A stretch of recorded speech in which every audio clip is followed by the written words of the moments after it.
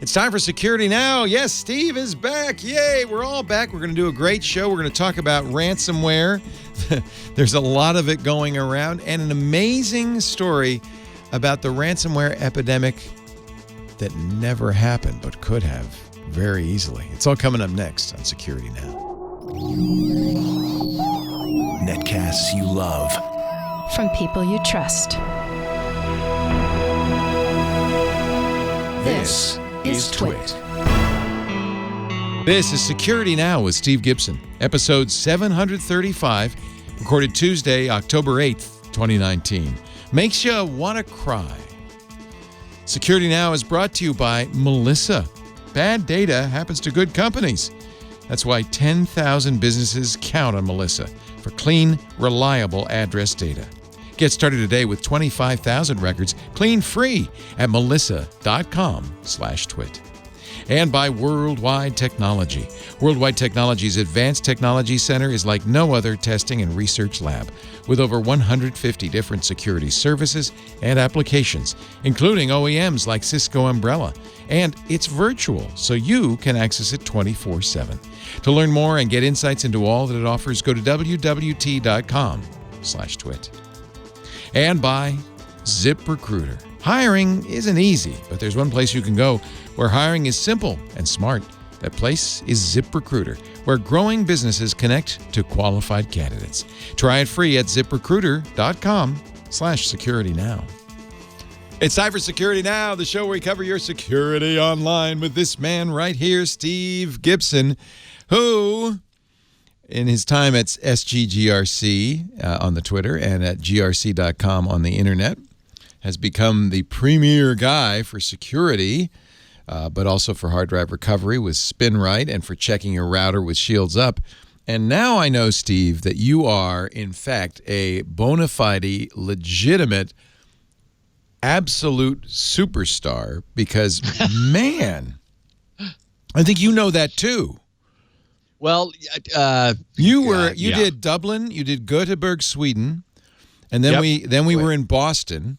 I can't speak for the first two, but it sounds like those were massive sellouts, right? It's just, I think it's a consequence of 15 years of trying to really do a good job and having something useful to say. And, I happened to be in those neighborhoods thanks to the OWASP groups that wanted me to tell the squirrel story. And so, again, in every one of those, just as happened with the LogMe and LastPass event, we'd say, okay, how many people here listen to Security Now? And it's like, all the hands. Whoa, all the hands. Yeah, it was amazing. Steve and I did a great panel discussion, which you can get at twit.tv/specials. You can watch Steve, me, Jerry Buchelt, who's the CISO at LogMeIn, that's LastPass's parent company, and Bill Cheswick. Had you ever met Bill before? I'd never met Bill. He is a great character. You clicked. You guys are on the same, because you're very similar. I mean, he is a legitimate geek, a security guy, a guru, Bell Labs and all that. But he also is an enthusiast like you. So he does beekeeping. He's got a project to make a poster of a movie with every frame on the poster so you could see the color. It's just like he's got all these crazy fun things he does. Deeply into IoT stuff, and leveraging the technology to its limit, and So it was really really a great panel. I hope you get to watch it. And thank you to everybody who came, about 250 people. They were glad they came. Open bar, lots of food. They got squirrel stickers. Yeah. And we stood in line for 2 hours and took selfies with everybody. And it was so much fun to meet you all. So thank you for coming out. We had people, one guy flew out from Tustin, which is your neck of the woods. Yeah. Oklahoma, Austin, someone from Seattle. Texas. Yep. It's amazing. People from all over the country. Because Steve never goes out of the house, so I don't. No. It's a rare opportunity to and see it's the man. good to be back in my little cave. Are you happy here. In your man cave? I'm happy. I'm trying to get readjusted to the time zone. But I have bad news for you, Steve. LastPass wants to do it again next year. Not necessarily in Boston, but yeah, we want to do more of these. They're so fun. So fun. It was fun. I'm up for it. Good. Yeah. Yeah. It was really great. And also we do have a great recording from the Gothenburg presentation. One from Dublin is still in. I think it's still. Last I heard, it was still being converted. It's a 4K video, and it takes a while. And then you and I are going to do like what I'm considering sort of like the reference, the squirrel story presentation on Saturday, November 30th, after the U.S.'s Thanksgiving Thursday and Friday like long weekend, which I'm really looking forward to, and that'll be like my final. Okay, this is it. Squirrel presentation. So this will be the one for everybody who couldn't make the live presentations. This is going to be very geeky. This is going to be, if you're a developer and you want to implement Squirrel, if you really want to understand the nuts and bolts, we are going to have a live studio audience. We're going to shoot it in the big studio over here. So even as big as it is, it even then is limited to, I think John just said we have 28 chairs. So, but if you want to come to that, November 30th, right after the radio show, so about 2:30 in the afternoon, we would love to have you, but you must email tickets@twit.tv because I know I know how many fans you have, Steve. There's going to be a lot more people than we can accommodate. So if you're listening to this, right now, tickets@twit.tv, say I will be there, and you better darn well show up because we want to. And I guess it's a good thing that Petaluma is a little bit out of the way too. So it's I should mention that. Northern California. You got to take that goat trail out from Marin north in order to get to Petaluma. Oh boy! But we do have a big parking lot, so all of you will get to park your goat. Yay! Well, the Gothenburg presentation was recorded. Anybody who can't wait, if you go to grc.com/squirrel, I've added it because it's up on YouTube. I've added it to that page, so it's easy to find. But I want just like the final official one to be done at Twit with Twit, since it's a consequence of the podcast, Leo, that this whole thing happened in the first place. And as you said, I call it the squirrel story. I sort of explain how it happened, what it is, and sort of like completely explain it. It's not short. It's about 2 hours. It just always ends up that it takes me 2 hours of nonstop hand waving and pointing at diagrams on the screen to explain what it is. But anybody who watches it comes away saying, "Oh, holy crap, I understand that." So that's really my goal, is to just have something that, because nobody wants to read, even though all the documentation is now up and relevant. It just makes sense to have a video presentation to sort of put the seal on it. And so we're going to do that. And that was one thing that was really fun, is that Bill Cheswick got it immediately. I mean, he asked one question, said, "Oh, yeah." And yeah, they said, "Oh, I get it. Yes. Sounds good. Yeah. Like the idea." Yeah. And I said, "Break it, Bill. Come up with something." And nobody could come up with anything that broke it, because obviously you spent a long time, years now, thinking about all the ways it could break. And I think everybody agreed. And here's the deal, and I'm going to continue to pressure them. The LastPass CIO was there. Jerry, the CISO, was there. They were interested. So that's what you need, is LastPass to incorporate that in. They already have single sign-on and other things. Well, and in fact, we already had our tickets to head back here the next morning, and he said to me, he said, "Are you leaving tomorrow? Like, if you're going to be around, let's sit down." But unfortunately, I just didn't have any chance. But yeah. There'll be opportunities. There'll be opportunities, I'm sure. But that's what you need. You need, and that's what Cheswick suggested, is that you work with somebody to make a PAM module. Actually, since then I found out we have one. Thought you did. So good. You could use it for logging on to your Linux machines. And then the next step is to get the Debian maintainers to make it part of the standard distribution, so that everybody has Squirrel on their Linux distro. Then, man, why wouldn't a website implement it? I mean, it just would be automatic, and I think that's the key. We got other stuff to talk about. What are we doing today? We do.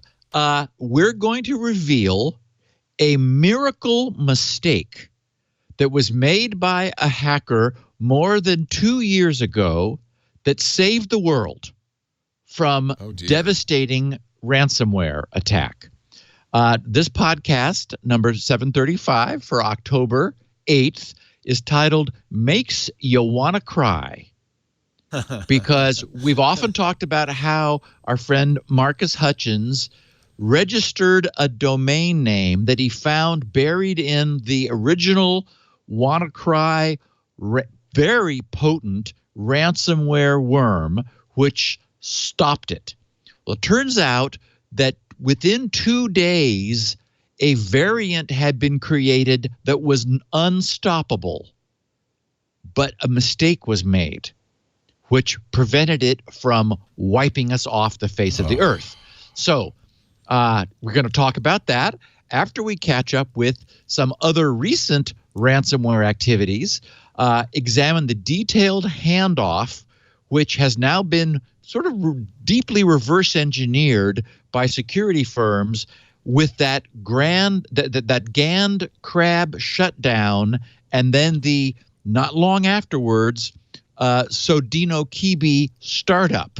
And now it's really looking like they're all one and the same. We also have a welcome change in Microsoft's extended security update policy for Windows 7. And I have to confess, it did sort of launch me into a bit of a rant, but that's the nature of how I feel about Windows 10. We have a nasty 0-day remote code execution in vBulletin, and a little bit of nice bit of squirrel news and a fun picture of the week. So I think we're back in the saddle, Leo. We're both back home, and we're going to do another great podcast for our listeners. I know they can't wait. Loved the Sync Thing podcast last week. Yeah. The Joy of Sync, and I hope you got to and we have retired our time machine for the time being. We got a lot of listeners who were back to knowing nothing in advance and hopefully remembering what's happened. Our show today brought to you by the leader in address verification. This is a really great product, but I have to kind of explain what it does to you because it may not be immediately obvious, although I have to say I got it immediately because we have a Christmas card list, and there's addresses in there that are just bad. They're just wrong. But I bet, and for us, that's a few hundred names. Poor Bill Atkinson yells at me every year. He says, can you fix your list? I have to keep fixing these. He's my address verification system, but I've got a better way. It's called Melissa. Melissa saves you money, helps you with sales, increases customer satisfaction, because if you've got a mailing list with bad addresses, duplicate records, so that's bad. You're going to send two emails, bouncing emails. That's not good. It's time to come clean with Melissa. So many big companies use it because it's very affordable, very fast, and it really is effective. Delta Faucet, for example, was able to improve their call center processes with global address auto-completion. So they use Melissa when you call, and they've got it all. It's much faster for them to enter in your address. Melissa was able to reduce, another example, fraudulent e-commerce transactions for Z1 Motorsports by 90%. So it's more than just getting rid of bounced and duplicate mails. It's making sure that those emails are real, genuine. They do a full spectrum of data quality protection for your customer data. You can verify postal addresses, mobile numbers, you can verify email addresses. If customers have moved, you can update their addresses automatically. You can eliminate duplicate records so you don't mail a catalog to both addresses. You can get lots of customer insight, too. They've got analytics you can run against it. They'll give you lots of information. It's easy to build address verification and customer data validation into anything you've got, including custom applications, because they've got a really good, clean API that's very easy to develop to. They have CRM cloud connectors. Use Salesforce. You can use Melissa. They've got e-commerce plugins. Or, worst case scenario, upload your data file for a quick cleanse. Melissa will do that too. And by the way, really important, and I know everybody who listens to this show cares, Melissa is serious about securely managing the data that you let them have access to. They continually undergo independent security audits. Man, I wish everybody would do this. They reinforce their commitment to data security, privacy, and compliance by doing that on a regular basis. It's compliant with SOC2, HIPAA, and GDPR. So it is exactly what you're looking for.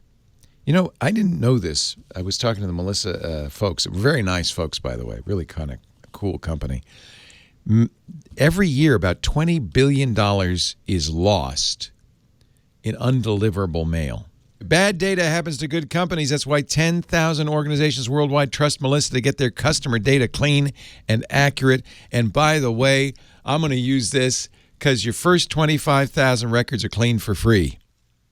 I think that Christmas card list will fit. Melissa, MELISSA, like the girl's name, melissa.com/twit, or you can call 1-800-MELISSA to find out more. Great company. If you're a marketer, if you're in IT, if you've got a business and you're mailing stuff, anybody with customer contact data of any kind, you need Melissa to keep your data clean, to give you the insights you need. Melissa, MELISSA.com/twit. Success starts with clean data. That's a very good motto. Clean data is the road to happiness. Let me go, Steve. I've been holding this picture of the week for October because, of course, it is the Halloween month. And I just got a kick out of this. It's meant to look like a bulletin board, maybe in an elementary school. So it says Halloween.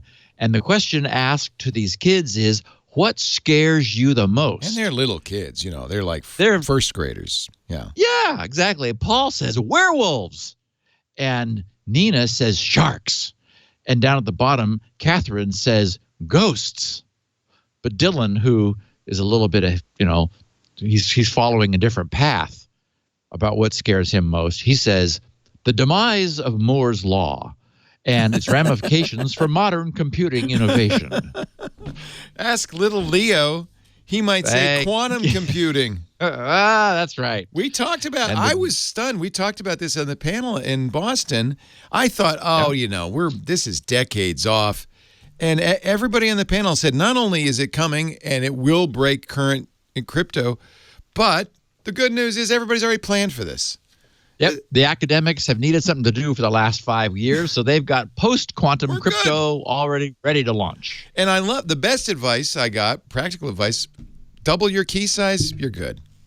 Yes, exactly. That was exactly. And it turns out you were at 4096. Yeah. And you said, should I double that to 8192? And Bill said, no, you've already doubled it. I did. Because I doubled 2048 is all, you already doubled it. I doubled it years ago from 2048 to 4096. I thought, just in case.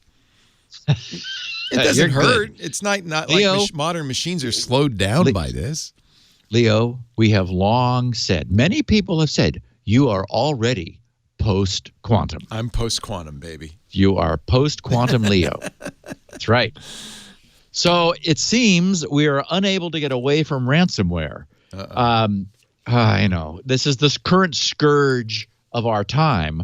The security firm Armor, and we've talked about some of their analysis in the past, they've been tracking ransomware attacks across the U.S. And last week, they published an updated report on the state of the chaos. In total, and this was a number that caught me by surprise, they report more than 500 U.S. schools were hit by ransomware so far in 2019 alone. And just in the previous 2 weeks, 15 U.S. school districts that are responsible for 100 schools were hit in just the last 14 days. They tracked ransomware infections at a total of 54 educational organizations, meaning school districts and colleges, which account for this total of the total disruptions at more than 500 schools. And ransomware attacks appear to have picked up further steam, and just as I said, in the last 2 weeks, with 15 school districts, 100 K-12 schools getting hit, apparently deliberately, because they're like extra critical at the start of their new school year. And of those 15 most recent incidents attacking 15 school districts, Armor said that 5 of them were caused by Ryuk. So there's been some identification of the ransomware behind the problem. Connecticut, the state of Connecticut, was hit by ransomware infections at 7 school districts so far during 2019, giving it the dubious honor of being the state whose educational institutions were compromised more than any other this year. And while Connecticut was visited by the greatest number of ransomware infections targeting school districts, it was the state of Louisiana that, and we reported this at the time, that handled the attacks best. Governor John Bell Edwards declared a state of emergency for his state in response to the wave of ransomware infections that hit 3 of their school districts. And as a consequence, they were able to rally multiple state and private incident response teams together to help their impacted districts just before the start of the year. And they chose not to pay the ransom demand. It cost them dearly, but they just decided to stick by their guns and not do it. The Armor report doesn't specify which districts paid the ransom demands and which did not, since that information is not widely available. Sometimes they'll say, yes, we did. If they're public institutions, so to some degree more than private organizations, as we've been talking about, that has to be made public. But we do know that apparently the bad guys are getting more aggressive. We talked in the last couple of weeks about some demands that were so large that the districts were unable to pay them even if they wanted to. It turns out that Crowder College of Neosho, Missouri, reported receiving the highest single demand of all school districts, with the hackers requesting $1.6 million to provide the district with the means to decrypt their systems. That's just an incompetent hacker. You got to know your market. Exactly. You're not. It's like how many movies have we seen where the ransom demand from kidnapping is like so over the top that while mom and dad, they want Susie back, it's like, we can't raise that amount of money. We don't have it. Yeah, that's just dumb. So there's some uncertainty since this reporting is inconsistent. A different AV company, Emisoft, reported that it had identified 62 ransomware incidents impacting U.S. schools in 2019. And they said that those 62 incidents took place at school districts and other educational establishments. And their number was also concomitantly higher. They ended up saying it was 1,051 individual schools, colleges, and universities that they had identified, making it more than double that 500 number that was reported by Armor. So, clearly it's a huge problem. In fact, I have here in the note somewhere that that in response to this, last week, the U.S. Senate passed a bill called the DHS Cyber Hunt and Incident Response Teams Act, which aims to create incident response teams for helping private and public entities to defend against cyber attacks, including ransomware. That bill had already passed through the House, so our 2 legislative bodies have both said yay, and it's expected to be signed into law by our illustrious president probably within the next couple months, as soon as he frees up some time. So anyway, this all makes very clear that we are in the middle of a serious ransomware. I mean, you'd be tempted to call it a holocaust because essentially the bad guys have figured out that there's a soft target that has money that cannot afford to be down for long. And in the reporting that we've done, it's been clear that whether or not you pay the ransom, just bringing these systems back online, even if the ransom is paid and the decryption keys are made available, still costs hundreds of thousands of dollars. So, it really is a mess. Well, that's the public sector. In the private sector, we talked about that large aluminum producer, Norsk Hydro, whose remediation cost in recovering, because they're so large and sprawling, and I guess the stuff really got deep into their network, their remediation cost was originally estimated at $40 million. That's now expected to actually hit 70 once all is said and done. But it turns out that an even more expensive attack was hit Demant, which is the world's largest manufacturer of hearing aids. Leo, Demant. I had never encountered them before. I wonder if they use another brand. They may. Yes, because they have so many different divisions. They've been hit by ransomware network-wide, and they're expected to incur losses of up to $95 million following an infection that hit them just last week. Their troubles started at the beginning of the month, on September 3rd. At the beginning of last month, on September 3rd, when they issued a short statement on their website saying that they were shutting down their entire IT infrastructure following what they initially described as a critical incident, but didn't provide any additional details. So what happened to the company's network we'll never know for sure, as Demant never revealed anything except that its, quote, IT infrastructure was hit by cybercrime. However, reports in Danish media soon pegged the incident as a ransomware event, and it did bear all the hallmarks of such an event from the outside. From its own statements, the company's entire infrastructure was severely impacted. And of course, we know nothing can do that quite like a prolific ransomware attack.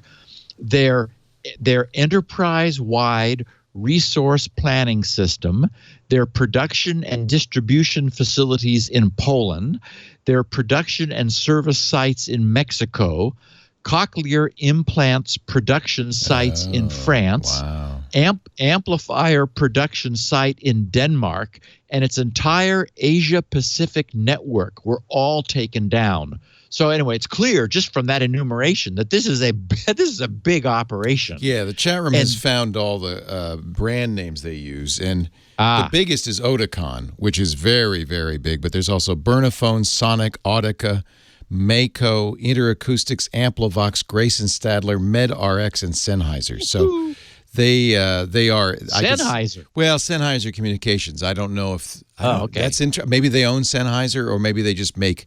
I bet you they make hearing aids under the Sennheiser brand. Yeah, right. But Oticon is a big hearing aid brand. So that's probably the main. Wow. Yeah. Wow is right. So they've been out of action for weeks, and in fact, they're still recovering assets today, expecting to take an additional 2 weeks to recover in full.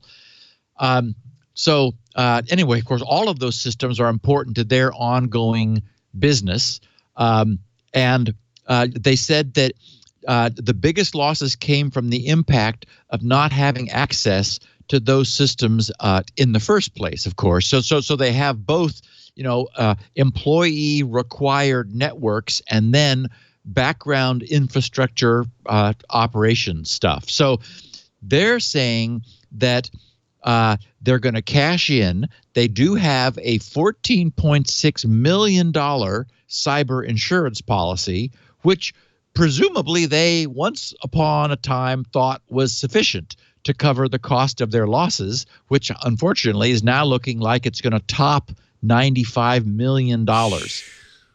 Yeah, so in a press release last week, Demant said, quote, approximately half of the estimated lost sales relates to our hearing aid wholesale business.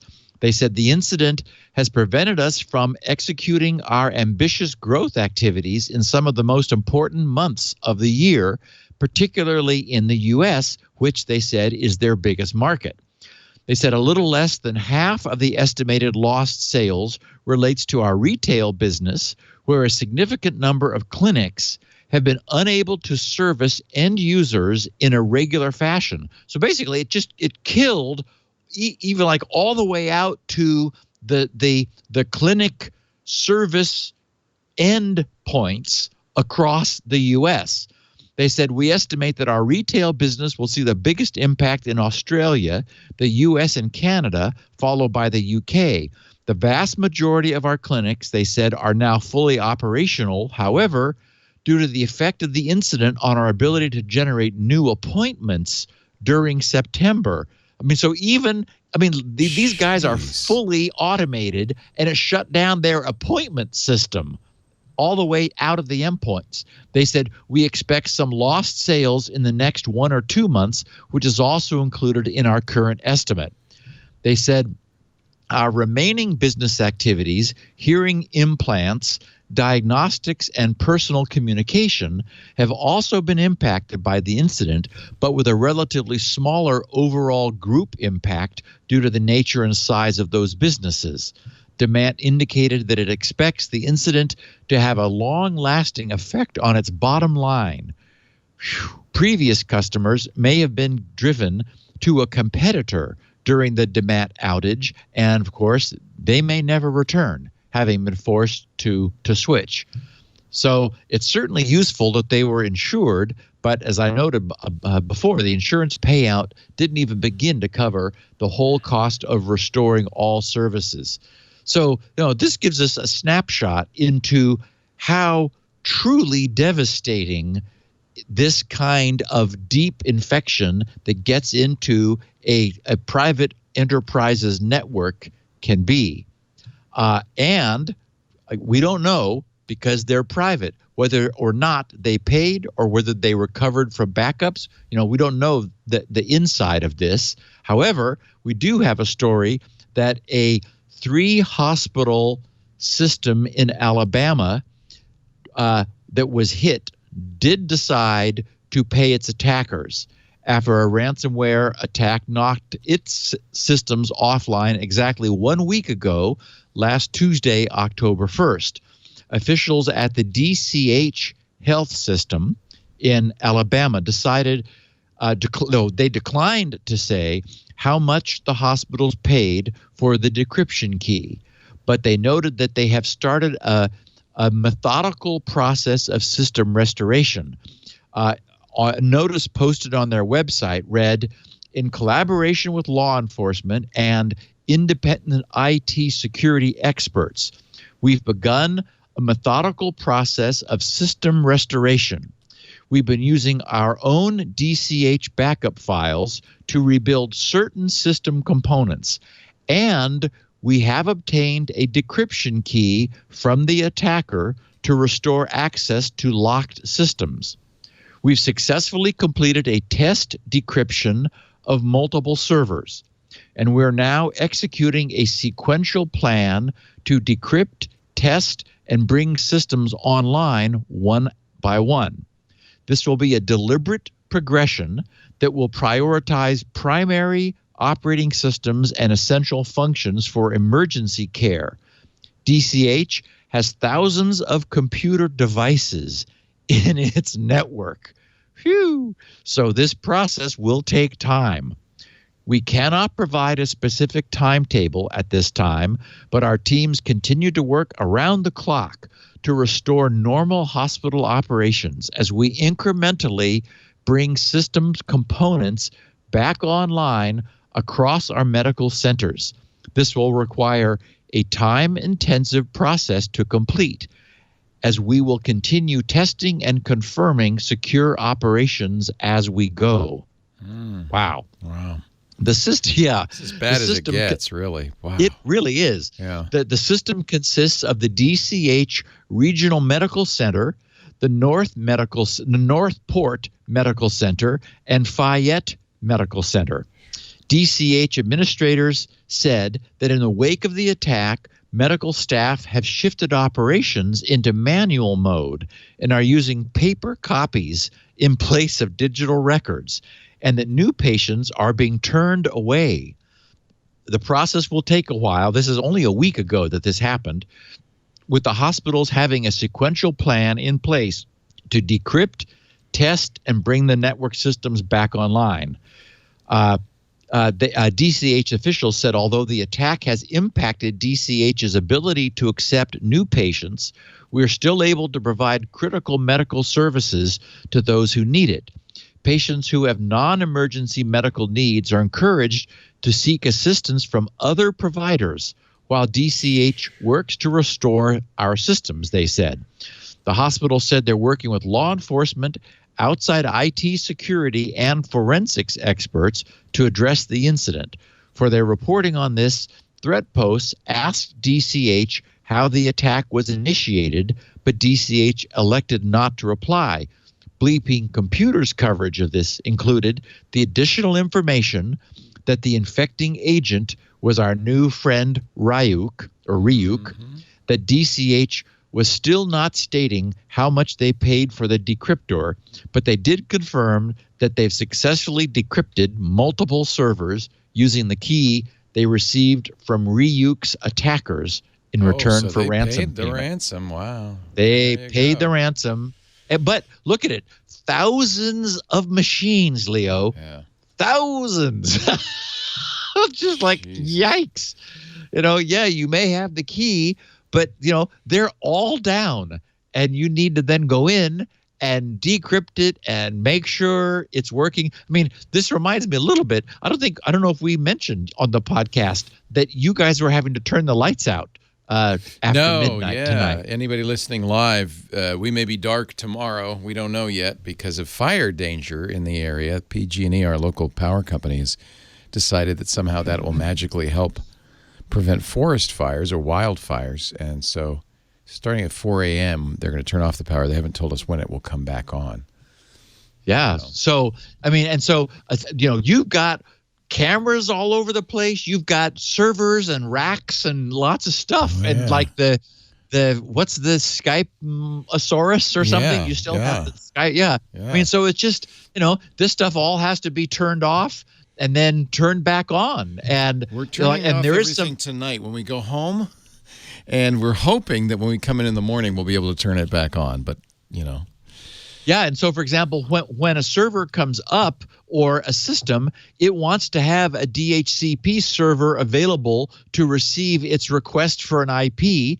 And, all of this stuff kind of has to come back up in the right order, too. So, boy, it's just, I think what we see is in an instance like this, with his hospital system, they no doubt they started with one hospital and then another one, and they linked them together, and that was a major project, and then they linked in a third, and over time, they've like everything is computerized, and it's easy to grow what ends up being a huge system, but you just kind of grow it by accretion over time, the way barnacles form on the hull of a ship.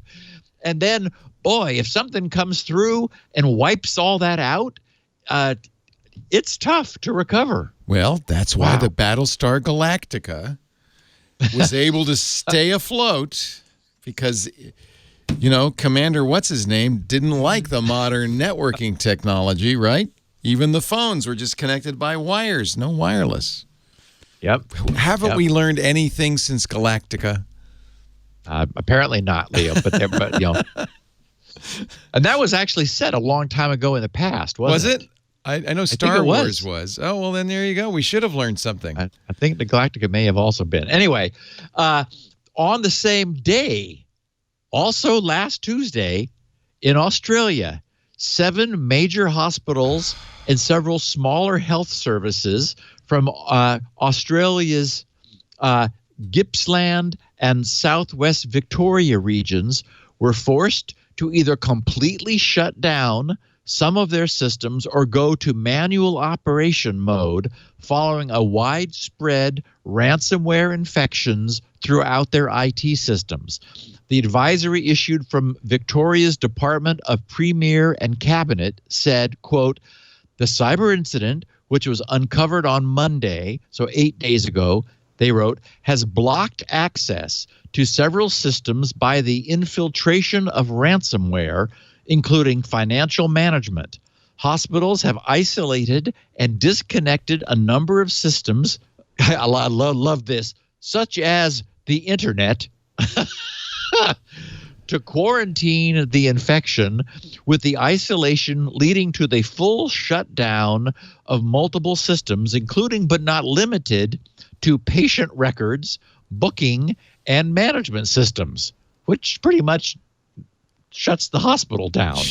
The advisory added, where practical, hospitals are reverting to manual systems to maintain their services. And remember, we were talking about the police who are having to fill out tickets by hand. Shocking. Shocking. Like savages. So as expected in the case of ransomware attacks, although the Victoria Police and the Australian Cybersecurity Centre are investigating the incident, they found no evidence that personal patient information has been accessed. Well, if you don't count encryption as an access. So 7 major hospitals and smaller health services shut down off the net thanks to another cyber incident. And in our final piece of ransomware news, actually, let's take our second break, and then we're going to wrap this up. At some point, Steve, you're going to have to stop doing ransomware reports because it's just going to take over the whole podcast, right? It is, exactly. At some point, it's going to be shorthand. Well, they got this guy, this guy, this guy, this guy, this guy, this guy, and this guy. Exactly. And then there was ransomware, and then we'll move on. Exactly. All right. I think, honestly, in the long run, I think this is going to be the worst threat of 2020. Forget 2019, which has been a terrible year. Yes. We're just getting started. And, I predicted back in August when we were talking about the first ransomware attack on a school, I said, I bet there's going to be a rash of them because all these school systems have been off all summer. They're going to turn them on. They're going to, oh, look, I got some email. They're going to click the link. And I was right. Boom. Yep. And lots of them are insured, so they do have deep pockets. Yeah. And and they represent soft targets, as you said. Somebody comes back from a long summer off and goes, "Oh, look, a prince in Nairobi really needs some help with his cash management." That's right. I just knock on wood. We haven't been bit here at TWIT. We've got really good IT people. And Leo, I'll just say it is the thing that I worry about more than anything else. And so, my backups have backups and backups because it is potentially such a problem.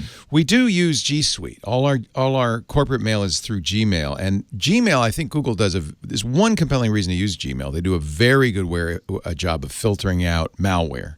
And so those malware payloads often just don't get through. Oh, Leo, in fact, sometimes I try to use my Gmail account to send something to someone. You can't send anything through there. No. It doesn't matter. I make the mistake of sending an exe. I zip it up. Good. You good. Stop it, Steve. You should know better. That's what Dropbox is for. Or wait a minute, you're using sync.com. And now I have lots of way to share. Lots of alternatives. Yeah. I'm not going to say what else we use, but we have I think we have, as with any good security system, layers upon layers of defense. And I don't want to talk about it because I don't want to give anybody any ideas, but I knock on wood. As we know, ultimately, backups. Have offline backups is what you need. Yeah, cold backups. And it's not a nice day when you have to restore from backups, but it's sure better than losing anything or everything. Our show today brought to you by Worldwide Technology. These are the guys. Actually, this is the system we use. So all right. You're going to learn a little bit about our security. Worldwide Technology has the Advanced Technology Center. I've talked about this before. This is an amazing facility. They built at their world headquarters in St. Louis 10 years ago. It's grown amazingly. There is nothing in the world like it. Over $500 million in equipment. And what they've done, the lab is a place where their engineers go to build proofs of concept, to test things and so forth. So they've got equipment from everybody. Big guys like Cisco and NetApp and VMware, but, little guys too, Tanium, Equinix, Expanse, everybody. Because if you're in a business and you want to try stuff, you want to see how it's going to all interact. So you actually have to build a proof of concept that shows how these would interoperate. That's what the ATC is all about, and that's what WWT is all about. I mean, this is a company's go-to, a trusted partner. Many of Worldwide Technologies customers have been with them for more than 10 years, since before the ATC, because this is where they've always been able to get the answers they need to make sure their businesses run right. This is not just a sales organization. No, this is a company that helps you solve the problems you face in your business with data and technology. And the ATC is a perfect example. I mean, this has become an incubator for IT innovation. Right now, you can take advantage of it yourself. They have on-demand schedulable labs you can use, like Cisco's ACI segmentation migration and hundreds of other labs representing the newest advances in endpoint security architecture, software-defined networking, network automation, primary and secondary storage. The engineers use these environments to quickly spin up proofs of concept and pilots using the sandbox. Then they invite the customer in. The customer could say, oh, yeah, this is good. This isn't this. We need it faster. We need it slower, whatever. Reducing the concept time from months to weeks, that means the speed to market is a lot faster. You will get to learn about the products before you launch them. And because they offer lab as a service, you can actually use a dedicated lab space within the ATC, perform your own programmatic testing using that massive ecosystem that they've built of all of those vendors. And because it's virtual, you don't have to go to St. Louis to do it. You can use the ATC anywhere in the world, any time of the day or night, 24/7. This is what WWT's engineers use. Now you can use it too. We've been talking about this all summer. They've launched it now. It is an awesome new digital platform encompassing the entire ecosystem in the Advanced Technology Center, which makes a huge difference from your point of view. It's a multiplier effect, knowledge, speed, agility, anytime, anywhere in the world for you, their customers. You get everything, not just the pilots, not just the tests, but you get access to articles and case studies, not just the hands-on labs, but tools of all kinds that help make a difference in today's, complex, challenging business environment. And you're listening to all these ransomwares. This is important. This is vital. Your business is relying on this. Don't take a chance. Do it right with WWT and their ATC. Do you want to know more? You can sign up for access to their on-demand lab platform. Go to wwt.com/twit. That's how you know they've been around a while. They've got a 3-letter.com. That means they've been here a long time. wwt.com/twit. Create an account. Use the ATC. It's there for you. WWT simplifies the complex. Again, wwt.com/twit. Worldwide Technology, delivering business and technology outcomes all over the world. And the ATC is just one of many ways they do it. Back to the ransomware report. And I can't promise we're never going to talk about ransomware again. I keep trying to promise that, but well, no, it's important. You could see these businesses could fail. I mean, this is huge. Yes, in fact, there was an item that I didn't cover where a business did fail. They were hit, and it was going to take them more time and effort to recover than it was worth, and they just shut the doors. They're gone. By the way, I love this Ransomware-as-a-Service model. Oh my God! I know. Don't skip this story. This is too good. Oh well, it's up to you. Yeah, we got to do it. No. Yeah. So, that's the new acronym RAAS. Ransomware-as-a-Service. Oh my God. So, Bleeping Computer is reporting that our new friend Sodinokibi, which is also known as Revil, REVIL, has successfully assembled what they're describing as an all-star group of affiliate attackers. The Sodinokibi ransomware has, as we know, we've talked about a couple times, has been making news lately as they target the enterprise, managed service providers, and government entities. Remember, it was managed service providers that was the key to gluing together all of those small organizations, the small schools. I don't remember what state it was in now, but a whole bunch of them were hit. It's because they all used a common managed service provider. The bad stuff got in there and then caused trouble. So anyway, and also, of course, they're attacking government entities using a hand-picked team of what they're describing as all-star affiliates. What's interesting that these affiliates appear to have had a prior history with the GandCrab ransomware-as-a-service model, which used similar distribution methods. Sodinokibi was first discovered in April exploiting vulnerable WebLogic servers, and it has seen wide success worldwide through exploit kits, phishing campaigns, remote desktop attacks, and, as we mentioned, large-scale attacks through hacking managed service providers.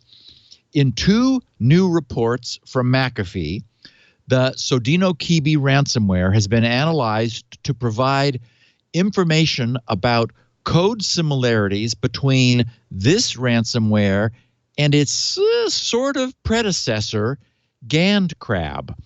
The affiliates of both of these RAAS operations have also been analyzed to reveal similarities between the two and how many affiliates probably switched to Sodinokibi as GandCrab began shutting down. Remember, we talked about this earlier this year, that GandCrab announced a month ahead of time their plans to, roll up the sidewalks. They said, we've made all the money we need to. We've reinvested our ill-gotten gains in legitimate enterprises and in cryptocurrency and online and offline things, and we've decided we're done. And so they pre-announced their shutdown a month ahead of time in order, and this was also done to get their affiliates who are in the process of infecting other people to make sure the ransomware payments were paid, because after a month, they were going to shut down their whole their ransomware payment processing infrastructure. So that all happened. And we posed the question at the time, what will fill this vacuum, which was created by GandCrab's shutdown? Well, we have the answer now, and it is Sodinokibi. Okay, so we know how GandCrab was operating. We know that they created an affiliate structure where and to their credit, they gave the affiliates the lion's share of the proceeds. That is, they only took between the GandCrab operators took between 30 and 40%, and which covered their ransomware management, the creation of the ransomware, and they maintained the payment system. So, we have a chart of this, a sort of a flow chart diagram that shows how the affiliates would have outbound infections to the victims. But the way the system works, the victims pay the ransomware developers who then provide the decryption keys to the affiliates to then provide to the victims, and then they take a piece of the action. Sure. and then provide 60 to 70% of the proceeds back to the affiliates in order to provide the incentive. Money ruins everything. We had this nice little ransomware cottage industry, and now big business is moving in the affiliate scheme. Jeez. That's right.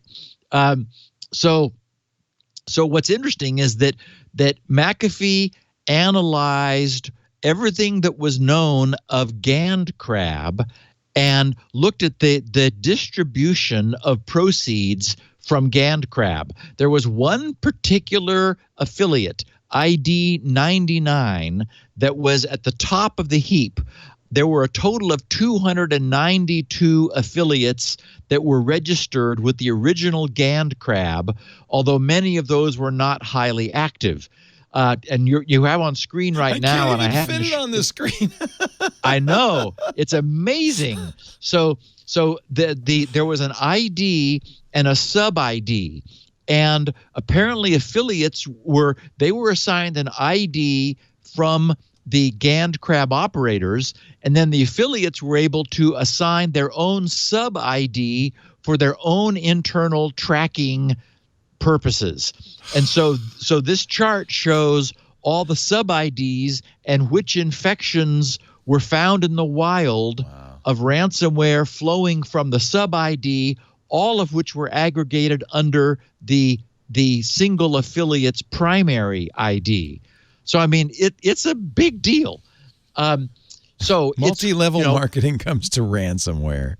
Yes. Yeah, you need your downline, man, to really produce here if you're going to make money in ransomware. Right. Jeez. Yeah, and these guys, if we believe the report, they made the GandCrab operators made many millions of dollars. Funneled back to them through the work of their affiliates. Because they made it easy for any script kiddie to do it. Exactly. So that was GandCrab. That shut down. So now on to Sodinokibi, the inheritor of that. Here's what's interesting. A month before Sodinokibi became active, McAfee noted that the highest profile affiliates suddenly went missing from GandCrab's final version 5.2 build.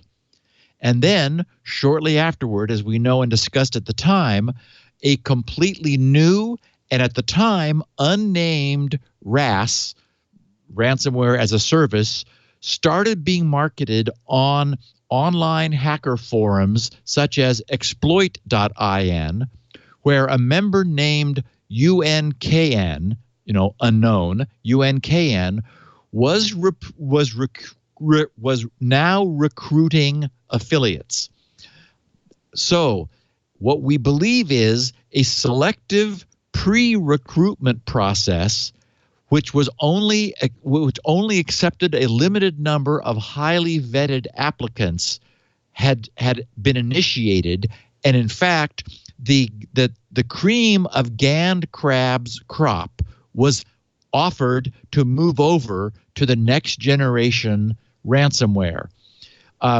One of the people who replied to the topic in the forum and vouched for the Ransomware-as-a-Service was a member named Laporte,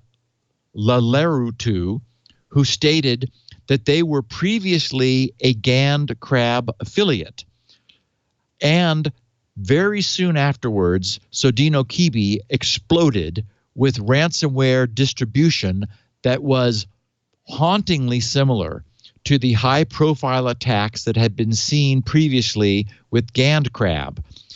The evidence collected by McAfee strongly suggests that the GandCrab operators privately informed their top affiliates that they would soon be shutting down and either transferred them to Sodinokibi or that the affiliates decided to move to the new RAS on their own. And really, with GandCrab shutting down, and these guys are making a lot of money. It's more widely distributed than the malware operator, but they're making money. So check this out. This is when analyzing the Sodinokibi example or sample code. McAfee found that Sodinokibi used affiliate IDs and sub-IDs in exactly the same way as GandCrab, so the same design. But the clincher came when the infection code of the two was broken down and placed side by side. And I have in the show notes a graphic of Sodinokibi on the left, GandCrab on the right, just showing the block level architecture that was automatically through automation created. Pretty similar. Well, is there any doubt in anyone's mind that this is the same architecture? Yeah. Yes, it's quickly clear that the two code bases were, in many places, virtually identical. Also, when Sodinokibi connects back to the ransomware's command and control server, it does so through a randomized runtime generated URL. And as previously found by other researchers, McAfee confirmed that the URLs generated between the two ransomware families are nearly identical. So, I mean, it must be that Sodinokibi is the new GandCrab. That is, that for whatever reason, maybe there was just time to clean house. They'd acquired those 292 affiliates, and a bunch of them were just sort of deadwood. So it's like, okay, we're gonna start over. Despite the preponderance of evidence that suggests it is the same, of course, we can't be 100% certain. It is the case that a great deal of malicious code is routinely reused, baked, borrowed, or stolen among the criminal underground. So, and who knows? Maybe the operators of GandCrab really did shut down and give their or maybe privately sell their code to another group who said, "Hey, wait a minute, we want to continue this. This thing's working for you guys, so let us do it." So on the yes, this is the same group side, we have the strong similarities and the affiliates who were previously part of GandCrab and are using the same distribution tactics with Sodinokibi. But on the maybe not side is the observation that the Sodinokibi operator's approach seems to be significantly different now as opposed to previously.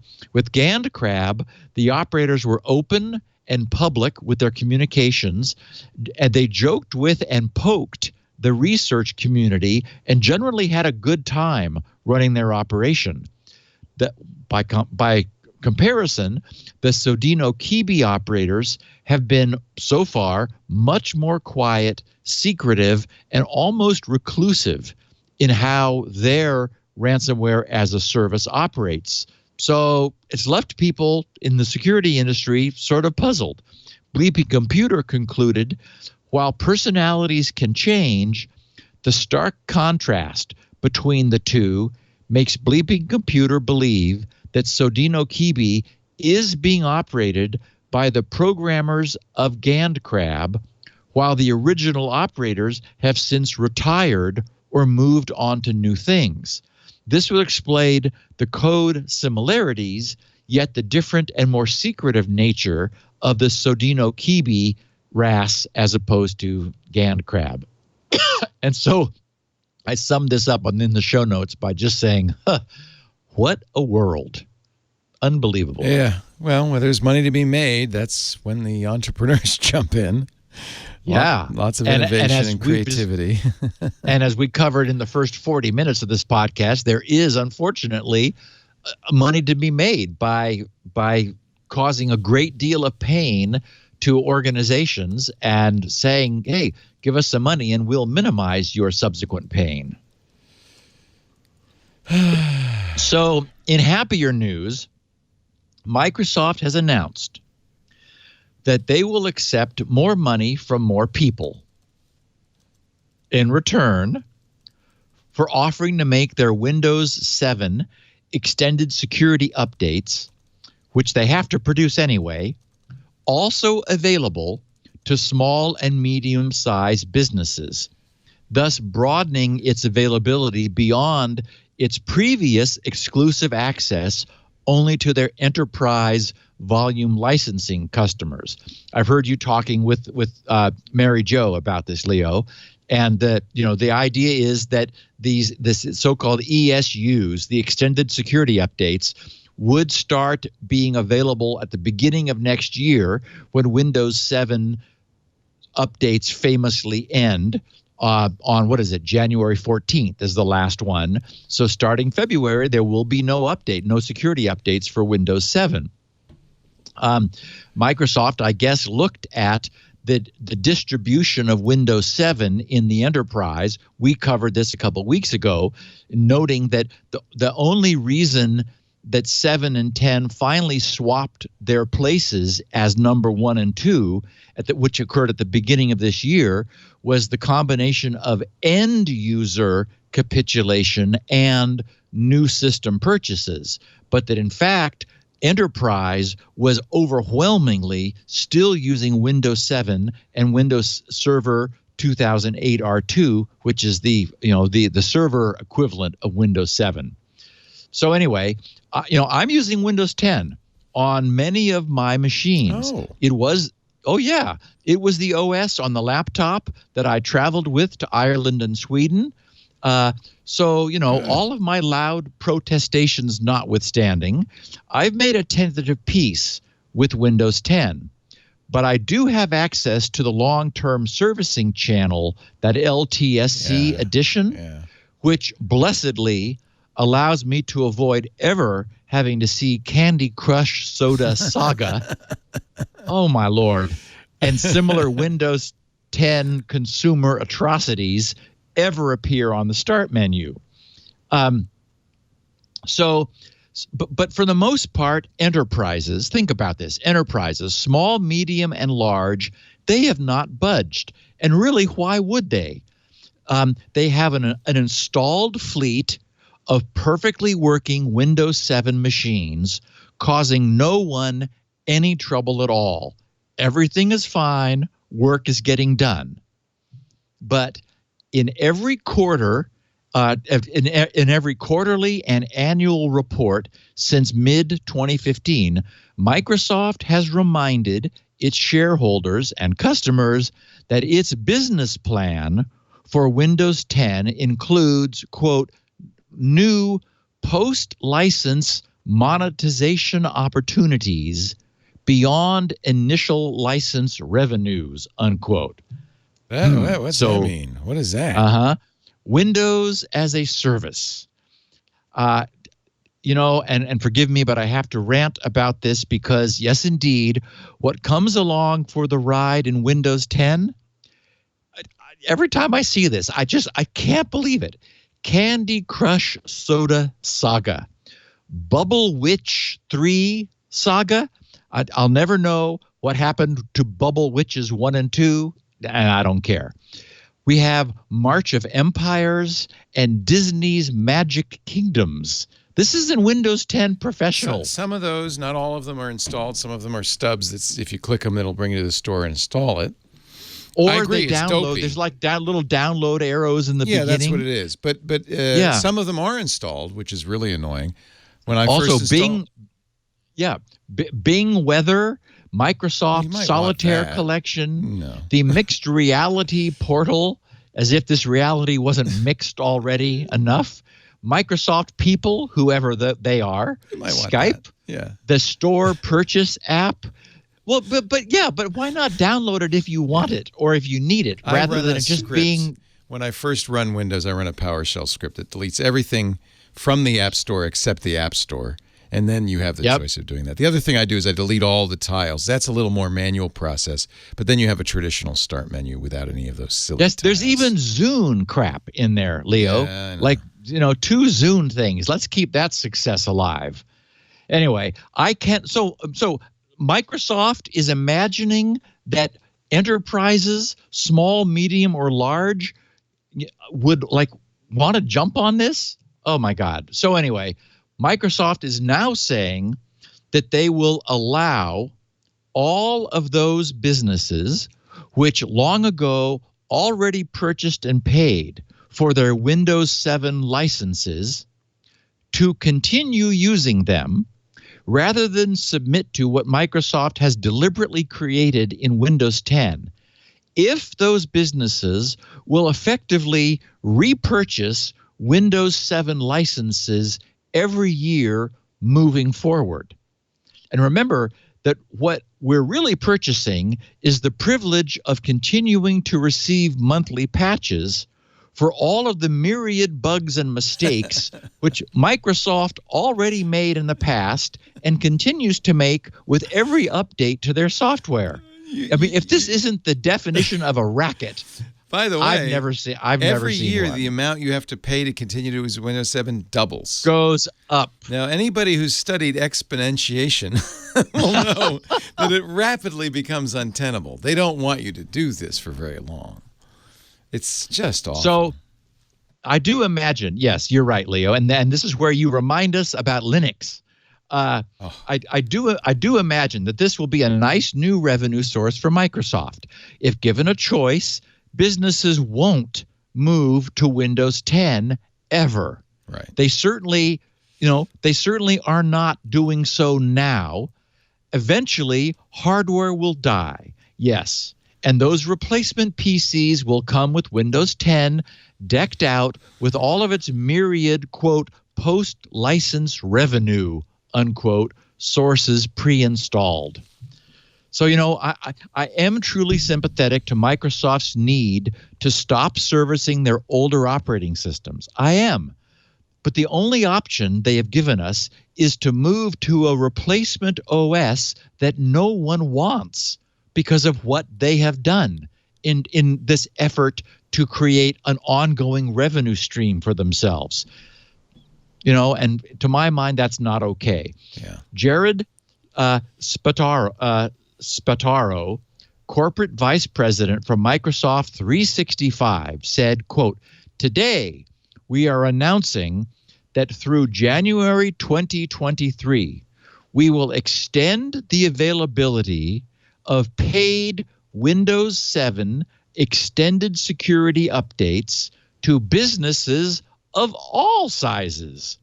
Starting on December 1st, 2019, businesses of any size can purchase ESU through the Cloud Solution Provider Program.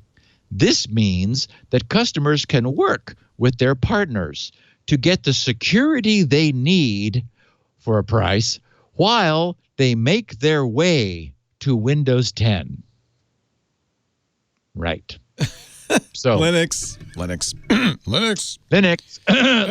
yes. I love Linux. In fact, I don't buy a PC anymore unless I first check to make sure that should I decide to at some point, I can take off Windows 10 and put Linux on it. And most modern PCs, it's not a problem. It's just not a problem. Yep. Now Dell comes with, you can get them with Ubuntu. But if you want to try Windows 10 for a while and then put Ubuntu on there, no problem, because, they have all the drivers. So, yeah. And Linux is really good these days. It's very good. Yes, I had an opportunity toward the end of working with Squirrel, actually all the way through. I needed to make sure that it would work under Linux with Wine, and so I put Ubuntu, the LTSC, the long-term servicing channel. I think it was, maybe I'm confusing my acronyms. Well, LTS, you're right, LTS. LTS. No C. LTS. Yeah. Right. 14 point something or other, I think it was. That's old. No, it must have been 1902 is the last one. Oh, yeah, you're right. And it just came up and recognized all my hardware, and it ran. And it was like, oh, okay. Yeah. That's the thing. I think people from the old days, God, I remember doing Slackware, and you'd have to then run XFree86 and figure out how to configure your video card. And X.11 stuff. Oh, it was a nightmare. All that. Now, truthfully, the Pop OS, which is the Ubuntu spin I use from System 76, is a much faster, simpler installer than the Windows installer. You answer like 4 questions, press go, 5 minutes later, you have a fully installed running system that works. Yeah.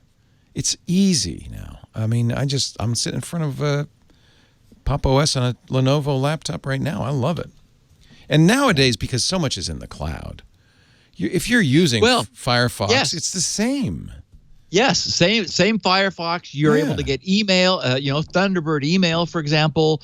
You're browsing the web for most of the things. This is what you've been telling people for a long time about Chrome. Right. For your typical purchase, that's all you need. The era of this super heavyweight, massive lumbering OS. It's maybe this mess with Windows 10, it represents the death throes because they're just trying to hold on to what they've got left. I don't know. Bruce, I Neil Stephenson wrote a wonderful book. In the beginning, there was the command line. He wrote it in the late 90s, but it still holds true. Someday I'm going to bring this in and read the section about operating systems, because essentially the thrust of it is there really are only two. There's the Unix-based operating systems like Linux, Mac OS, BSD. Those are all based on Unix. Yep. And then there's Windows. and there's no reason to use Windows because operating systems aren't that complex. The problems have been solved for decades. There's only a commercial reason to keep doing new versions of Windows. Well, I would say they are complex, but they've been growing for decades.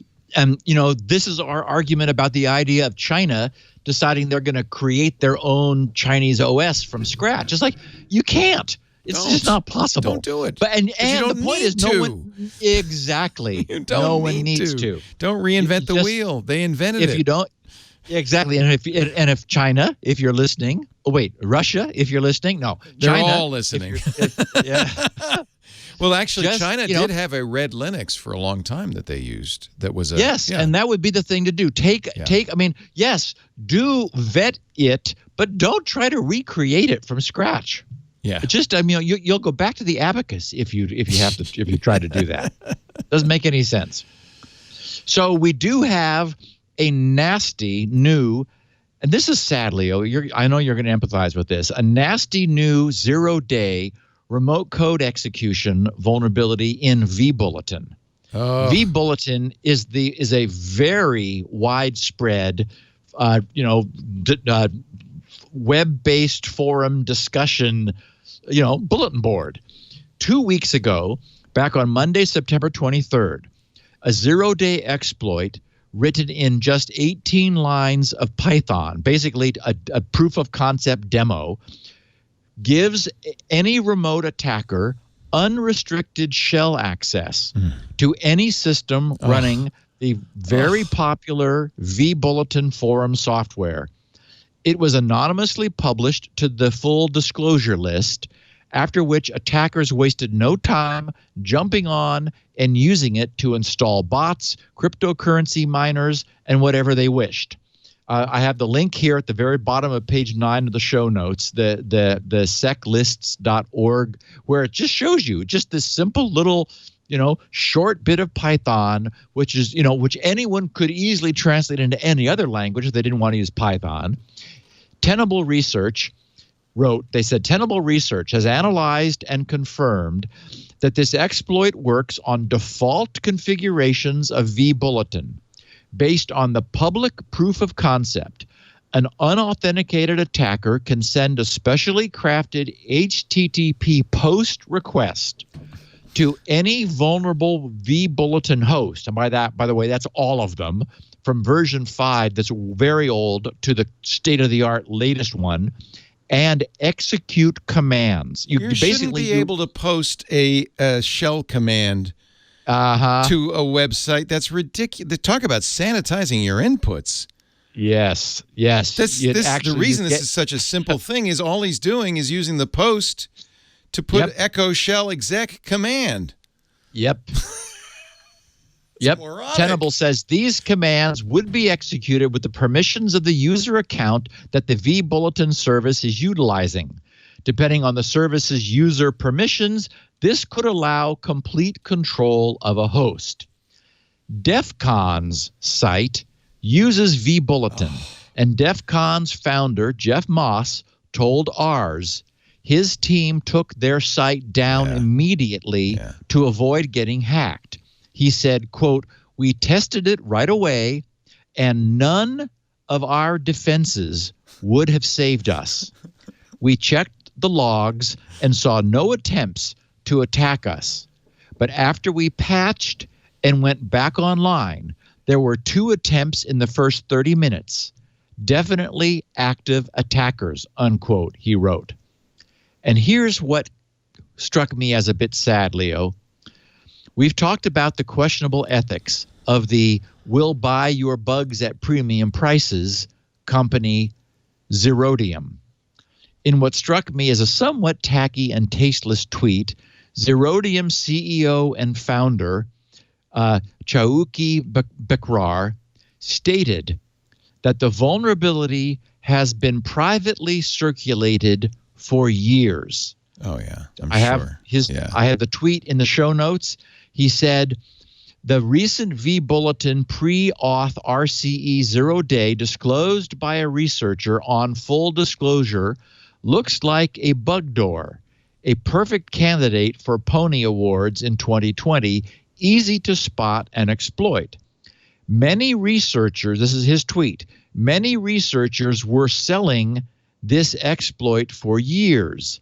Zerodium customers were aware of it since 3 years. In other words, for the past 3 years, any Zerodium customer who wished to could quietly execute any command they wished on the server of anyone running vBulletin, while in the meantime, knowingly leaving every vBulletin system in the world wide open and exposed. I mean, I suppose that's the on-the-ground reality of any service such as Zerodium, but it does somehow feel wrong. The idea that, this has been sitting there, listed in a catalog that Zerodium customers purchase, which would allow anyone, nation states, large corporations wanting to do their own, backdooring. I mean, vBulletin is widely used, and the idea that this thing was sitting there for 3 years. I mean, again, it's one thing for the problem to exist and not be known. Here, it's listed in a catalog of exploits that you get when you subscribe to Zerodium. Well, it's probably been there forever. I mean, it's not like all of a sudden you stop sanitizing inputs. It's probably been there since day one. But honestly, vBulletin and PHPBB, the most popular PHP-based bulletin board softwares, just do a Google. Exploit after exploit after exploit. I know. Well, and it's why, even though I'm not using them for Squirrel's forums, use Zenforo, right? I use Zenforo, and I established it on its own physical hardware box with a separate physical firewall between it and all the rest of GRC, because I didn't write the code and I can't vouch for it, and it's PHP, baby. So and again, good as the Zenforo guys are, it's their second or third iteration of a system from scratch. It's just I just can't afford letting anything get loose and get into the rest of GRC. So it's physically isolated. Our new forums at twit.community are Discourse, which is a Ruby-based system, very much more modern. But you're right. We don't run it on our servers. We run it on their servers. So if there's a problem, it's not our problem. Right. And that's very much the reason why, even though I could run OwnCloud or MyCloud, I chose Sync, because it's their servers that are doing the synchronization, and and my files are encrypted before they leave and after they return, and so I'm happy to have the cloud knitting things together, but I'd just rather not have that open exposure, because again, I didn't write it myself, so I just can't vouch for it. Yeah. I got a nice note. This was posted in the Squirrel forums by Daniel Person, who's the guy that wrote the Android client for Squirrel, the WordPress plugin, and the PAM module for Linux. He said, he translated from, I guess maybe it was posted in Swedish. Somebody said, added Squirrel to my WordPress today. And then he said, at Spoofars, that's Daniel's Twitter handle, plugin, enabled this in under 5 minutes. He said, the guy said, in and reconnect to my admin account and remove email address. totally strange that this isn't standard for login everywhere. Nice. And then a smiley face. Can I make and a then request? Daniel go ahead. Said this made my day. Yes. Anybody who has, because I would love to add Squirrel to our Twit forums, but it requires somebody who has a working knowledge of Discourse, our software, and Squirrel. And so if there's anybody listening who could do that, I'm sure there are a lot of Discourse users. Discourse is very widely used by companies for community forums, including Imager uses it. I just saw another company that we were talking about uses it. It's very popular. It would be, it would be another great way to get the word out. Good. I will definitely put the word out in the forums Discourse, and in the news groups, Leo. Ruby, Discourse. Discourse written in Ruby, and I'm sure that there is a plug-in authentication option for it might where, support PAM. I don't know. I'll have to look into that. If it did that, it'd be pretty easy, huh? Yeah, there's an API. I'm sure there's all sorts of authentication choices. So yeah, hooks. It uses it supports OAuth and OWASP. It supports a lot of the more traditional authentication. The standard. Yep. Yeah. Cool. And Leo, let's take our last break, and then we're going to talk about the mistake that saved the world. Yay world! We need more mistakes like that, Steve. Yeah, we do. Can you get to work on that? But first, a word from ZipRecruiter. Don't make a mistake when you're hiring. That's the worst kind of mistake, because you know what? Your company is made of people. It's the people who are your employees, the people who work with you, that determine the success or failure of the company. That, as soon as you own a company, that becomes pretty obvious. And a great employee can make a huge difference, can take you to the moon. A bad employee can bring all the rest down like a house of cards. So when you're doing the hiring, you're doing a very important, maybe the most important thing you'll ever do in your company. That's why we use ZipRecruiter. We've had great success with ZipRecruiter. Just hired our newest production assistant using ZipRecruiter. Reason is ZipRecruiter puts your posts everywhere. If you've got an opening, you got to figure there's somebody out there who's just right for it. But how do I reach that person? Well, with ZipRecruiter, you're posting 100-plus job boards with one click of the mouse, also Twitter, also Facebook. And there's a lot more. I use as the example, and maybe you saw the television ads with Dylan Miskovitz. He is the COO of a coffee company, an organic coffee company called Cafe Altura. He needed a director of coffee.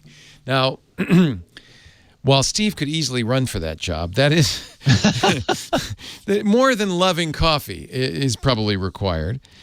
So he was having trouble finding qualified applicants. He had been using something else. He switched to ZipRecruiter. And the nice thing about ZipRecruiter, not only does it cast the widest net, ZipRecruiter's software will actually find candidates for you. It identifies people in their database, and they have millions of resumes because people apply at ZipRecruiter. It goes through them, finds people with the right experience, and then invites them to apply to your job. It says, hey, there's a job you might want. Apply to it. You get qualified candidates fast, in many cases within just a few hours. That's always been our experience. We'll post, I've watched Lisa post at breakfast, and before lunch, great, and she goes, this is a good one. Oh, this is a great one. They're rolling in. Dylan found his new director of coffee once he moved to ZipRecruiter in just a few days.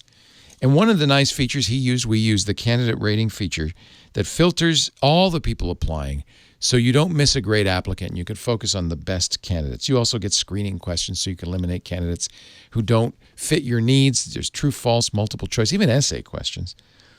With results like that, it's no wonder 4 out of 5 employers who post on ZipRecruiter get a quality candidate within day one. 4 out of 5 within day one. And I know when you're down a person, you're in the penalty box. You don't want to spend a lot of time finding the right person. Find the right person fast at ZipRecruiter. For businesses of all sizes, all industries, anywhere in the country, try ZipRecruiter free at our web address now, ZipRecruiter.com/security now. That's a special address. It will tell them you saw it here, and that's important. ZipRecruiter.com/security now. ZipRecruiter is the smartest way to hire, and I speak from experience because, like Dylan, we've had great results hiring from ZipRecruiter, some of our best employees.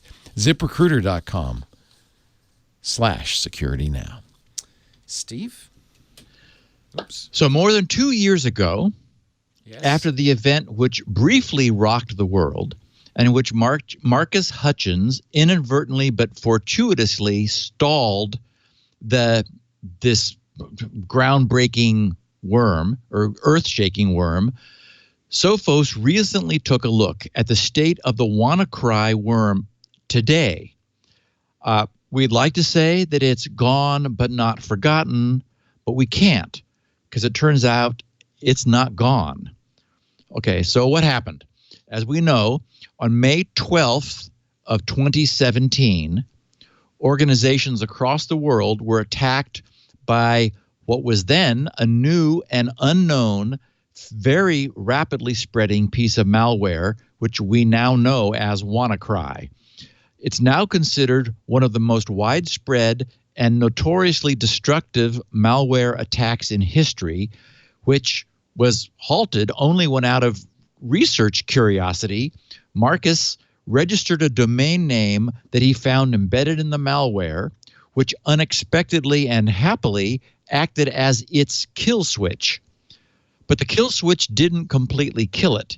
And today, more than 2 years later, WannaCry continues to adversely affect thousands of computers worldwide, although it doesn't get any press attention, and we'll explain why. In fact, it's joined the legions of worms. We know their names: Code Red, Nimda, MS Blast, which continue to contribute to constant internet packet noise, for which I long ago coined the term internet background radiation. You know, it's just like if you put a system on the net, packets start coming in that you didn't ask for. It's just background radiation. It's these things that will never die that are still running on servers in obscure places. And then the machines haven't rebooted, or the worms are written to permanent storage and they arrange to restart after a reboot, whatever. But on that fateful day in May 2017, WannaCry stormed across the world. It was, as we know, made extremely prolific by its use of the Eternal Blue vulnerability and exploit, which was believed to have been stolen from the U.S. NSA, the National Security Agency, by a group of hackers calling themselves the Shadow Brokers. And WannaCry provided another vivid example of the other thing we're often talking about, the so-called patch gap, which continues to exist today, since the Windows flaw, which was exploited by Eternal Blue, had already been found, fixed, and patched in March of 2017's Patch Tuesday, a little more than 2 months before WannaCry's trans-internet rampage. If everyone had patched their Windows machines within those following 2 months, WannaCry would have never gotten a start. Nothing would have happened. It would have knocked but not been able to get in. It couldn't have propagated laterally across enterprises. It would have just been game over. But as it was, a great many Windows systems were behind on their patching. And believe it or not, they're still not patched today. So WannaCry entered into a target-rich environment and infected something like, it's estimated, 200,000 victim machines in the blink of an eye. And as I said, not everyone is patched even now, more than 2 years later.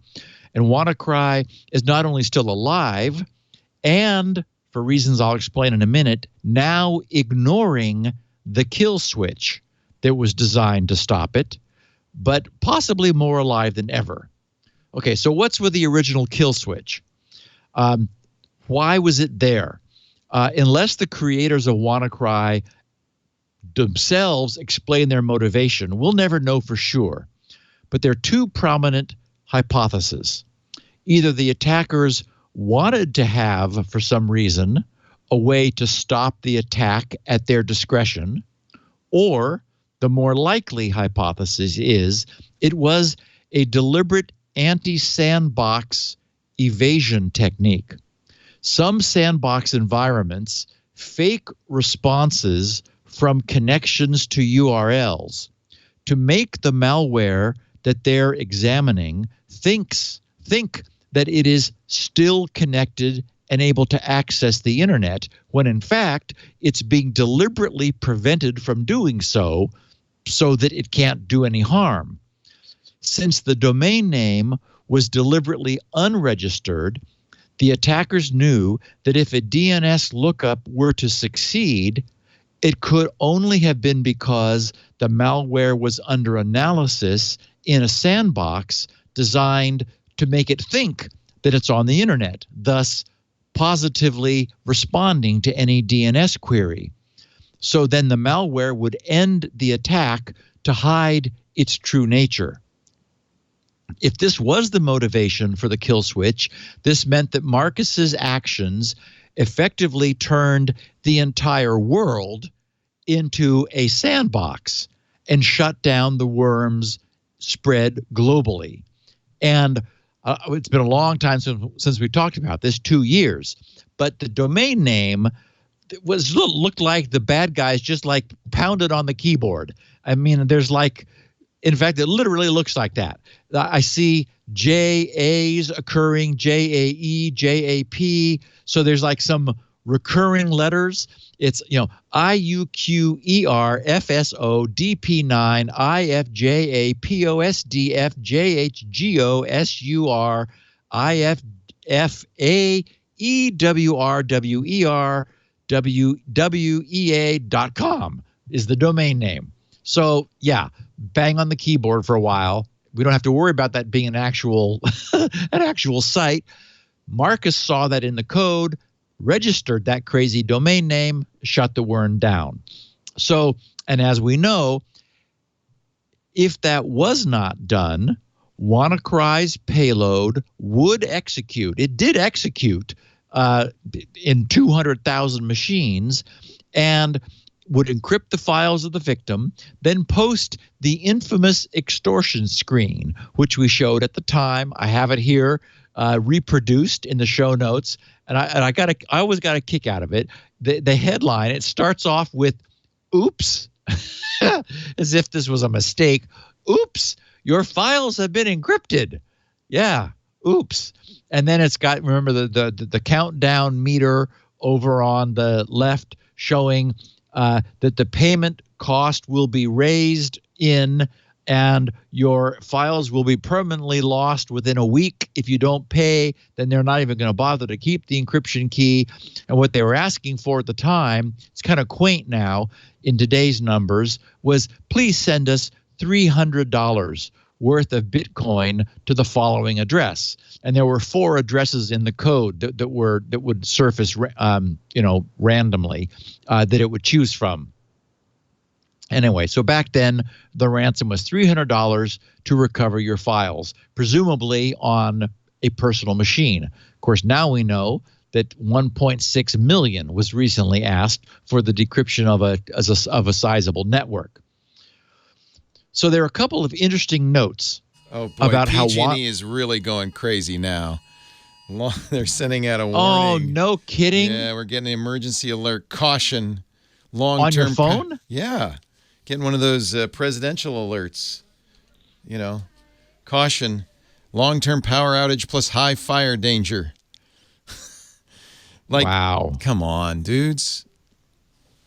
Personally, I think they're blackmailing the California state legislature. What they want to do, I know what's going on. They're being sued for billions of dollars for the last 2017 fires. And I know what they really want is the California state legislature to say, oh, you can't sue PG&E anymore. And then the power will magically come back on. You watch. Wow. So it's like, okay, if you're going to hold us responsible, well, we're going to turn off the power. They've never done it before. Wow. It's a show of strength. Well, when the lights go off, people are going to want their lights back on. Oh, yeah. Your electric toothbrush runs for actually quite a while without I'm not worried power. about brushing my teeth. Yeah. Anyway, Yeah, but sorry, I boy, didn't mean to interrupt, but the state of California just did, or somebody. Yeah, you often go into a room and flip the switch, and it's like, wait a minute. Oh, that's right. It's amazing how handy power is. It's amazing when the power, especially for geeks like we. What am I going to do? I'm going to have to go out and take a walk. Charge up all your batteries. Yeah. But I don't think I'll have internet either. Oh, that's true. Actually, sadly, our house is not sadly, happily, our house is not in the map. The TWIT is. The old studio is not. We're just right on the edge of the map. So I don't know what's going to happen. Interesting. Yeah. So I'm sorry, didn't interrupt. Go right ahead. Yeah, no problem. That is definitely newsy. There are a couple of interesting notes about how WannaCry was portrayed at the time of its initial outbreak. For example, and our listeners will remember, despite the suggestions that it was unpatched Windows XP computers primarily responsible for WannaCry's rapid spread, this mistake was due to the fact that some of the more high-profile attacks were XP-based. More than 97% of WannaCry detections at the time were actually coming from the newer Windows 7 operating system. It's also worth noting that while a computer patched against the Eternal Blue exploit is no longer vulnerable to being infected by a remote connection from another WannaCry infected computer. In other words, that was the way things were getting in, was over the SMB, file and printer sharing connection and port. If that computer, the patched computer, was infected before it was patched, it will still be trying to infect other computers. The anti-Eternal Blue patch only prevents the vulnerability from being exploited, not from exploiting others. And if nobody had since updated WannaCry, that is, if it was the original WannaCry, that file that started spreading on May 12th of 2017 would be the same as the file seen in the wild today. But it turns out the reality is very different and much more intriguing. There's a new WannaCry. Sophos's research is based on a signature named cxmal/wanna-a, which is the detection name that identifies when a computer suddenly finds the WannaCry payload, which was a file named mssec.svc.exe. So Microsoft Security Service, mssec.svc.exe, plopped into the C:\Windows directory. On a Sophos protected machine, the client application immediately, meaning the client AV, immediately blocks and removes any such file. Using this detection data, Sophos has been able to see how many computers are being attacked repeatedly by other computers, that is, causing new instances of that file to be dropped into the Windows directory, as well as the file dropped during the attack. These infected machines could be on the same network as the ones being attacked, or possibly anywhere in the world. All we really know about the infected machines that attempt to spread the infection is that they don't have a working AV on them, because certainly by now all AV has been updated to detect WannaCry. Otherwise, they would have stopped WannaCry and would not be attempting to infect other machines. In the 3-month period from October 1st, 2018 through December 31st, 2018, so right, the last quarter of last year, Sophos logged, get this, 5,140,172 detections of cxmal-wanna-a. nearly 2 years after the original attack, as nearly every machine that can install the Eternal Blue patch has already done so. Why are there so many detections? Yeah, good question. As a sanity check, since the data was nearly a year old, Sophos just in August, 2 months ago, reran their queries looking at just 1 month of attack data, August 2019. They discovered that in that month alone, they had recorded more than 4.3 million attacks against their customers' machines. That seems like a significant increase, but those numbers can be misleading because the data is based on customer machine feedback, and the number of customer reports changes over time as the size of their customer base changes, presumably increasing as they're growing. So that can make the problem seem like it's getting worse when in fact it is uniform. What was important to note is that the proportion of the total number of attacks targeting Sophos customers in specific countries remained consistent in the data from 2018 and now this recent data in 2019, with the machines in the U.S. topping the list of countries most subjected to failed attempts at WannaCry infections. The fact that WannaCry is still going at all raises some interesting questions. Are all these machines really still not patched? Why is the kill switch not preventing the infected computers from trying to attack others, as indeed they are? Why is no one complaining about files being encrypted? So Sophos knew the answer to the first question already.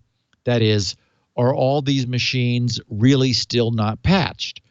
This CX-mal WannaA detection is only possible on unpatched machines.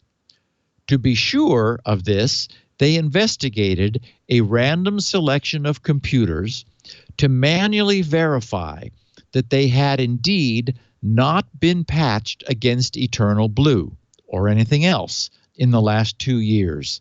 And that is the case. Even though Sophos's AV is on those machines, they are never being updated for more than 2 years. To answer question 2, why is the kill switch not preventing the infected computers from trying to attack others? Because that's what it's designed to do. They know the computers reporting the detections have internet access because that's how they obtain their data. Since those machines are most likely being attacked by infected computers on the same network, it seems likely that those attacking machines would also have internet access. So why isn't the kill switch stopping them? Analyzing those 5.1 million detections over last year's 3-month period from October 1st through December 31st, they discovered something unexpected. The malicious file being dropped on these computers was not the original WannaCry mssec.svc.exe file.